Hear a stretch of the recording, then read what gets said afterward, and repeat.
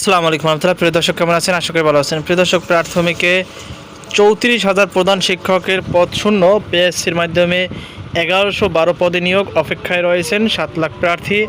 1122টি পদের বিপরীতে আবেদন করেছেন 7 লাখ প্রার্থী। দেশের শিক্ষিত বেকার সমস্যার ভয়াবহতাকেই স্পষ্ট করেছে। এই হিসাবে প্রতিটি পদের জন্য লড়বেন গড়ে 624 জন প্রার্থী। দেশের সরকারি প্রাথমিক বিদ্যালয়গুলোতে প্রধান শিক্ষকের তীব্র সংকট দেখা দিয়েছে। বার্ষিক প্রাথমিক বিদ্যালয় শুমারি ও মন্ত্রণালয় তথ্য অনুযায়ী বর্তমানে 65,457টি অনুমোদিত পদের বিপরীতে 34,159টি প্রধান শিক্ষকের পদ শূন্য, অর্থাৎ অর্ধেকের বেশি বিদ্যালয়ে কোনো স্থায়ী প্রধান শিক্ষক নেই। বিশাল এই শূন্য পদের বিপরীতে নিয়োগ বিজ্ঞপ্তি দেওয়া হয়েছে মাত্র 1,122টি পদের। শূন্য পদের তুলনায় এই বিজ্ঞপ্তি অত্যন্তই অপ্রতুল। বিজ্ঞপ্তি পদের বিপরীতে নিয়োগ পরীক্ষায় অংশ নিতে আবেদন করেছেন প্রায় 7 লাখ চাকরি প্রার্থী। তবে আবেদনের প্রক্রিয়া গত বছর অক্টোবরে শেষ হলেও এখন পর্যন্ত পরীক্ষার তারিখ নির্ধারিত হয়নি।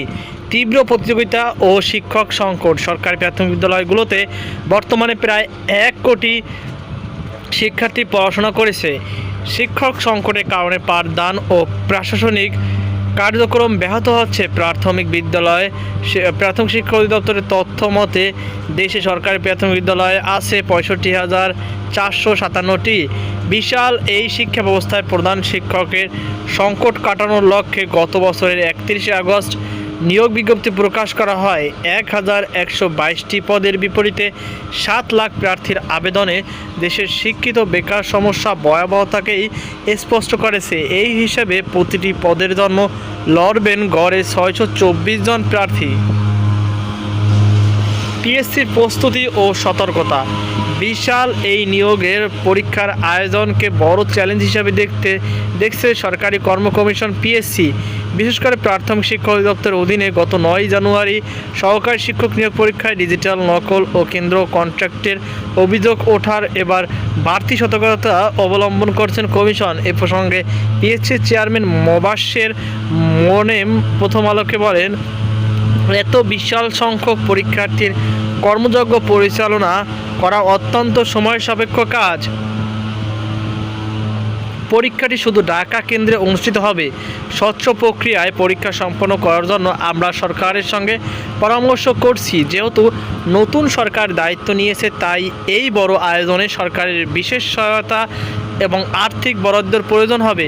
তিনি জানান, দ্রুত সময়ের মধ্যে পরীক্ষাটি নেওয়ার সর্বোচ্চ চেষ্টা চলছে। আবেদনের পর দীর্ঘ সময় অতিবাহিত হওয়ায় চাকরি প্রার্থীদের মধ্যে হতাশা বাড়ছে। নাম প্রকাশে অনিচ্ছুক একজন প্রার্থী প্রথম আলোকে বলেন, দীর্ঘদিন ধরে এই পরীক্ষার জন্য প্রস্তুতি নিচ্ছি। এক পদের বিপরীতে 624 জন প্রার্থীর লড়াই, তাই প্রস্তুতিটাও অনেক কঠিন। কিন্তু পরীক্ষার তারিখ ঘোষণা না হওয়ায় পড়ার ছন্দ ধরে রাখা কঠিন হয়ে পড়েছে।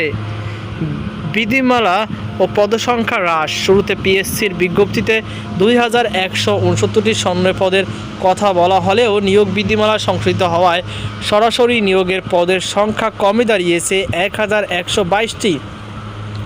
নতুন নিয়ম অনুযায়ী মোট শূন্য পদের 80% পদোন্নতির মাধ্যমে, বাকি 20% সরাসরি নিয়োগের মাধ্যমে পূরণ করা হবে। পদ সংখ্যা প্রায় অর্ধেক হয়ে যাওয়ায় বেতন ও গ্রেড উন্নীত হওয়ার প্রতিযোগিতার মাত্রা অতীতের সব রেকর্ড ছাড়িয়ে গেছে। পরীক্ষা পদ্ধতি। পিএসসি জানিয়েছে নিয়োগ পরীক্ষা হবে 100 নম্বরের ভিত্তিতে। এর মধ্যে 90 নম্বর হবে লিখিত পরীক্ষা নেওয়া হবে, যার মধ্যে বাংলা, ইংরেজি, গণিত ও বিজ্ঞান সাধারণ জ্ঞান থেকে প্রশ্ন থাকবে। লিখিত পরীক্ষার পাশের জন্য ন্যূনতম 50% নম্বর পেতে হবে।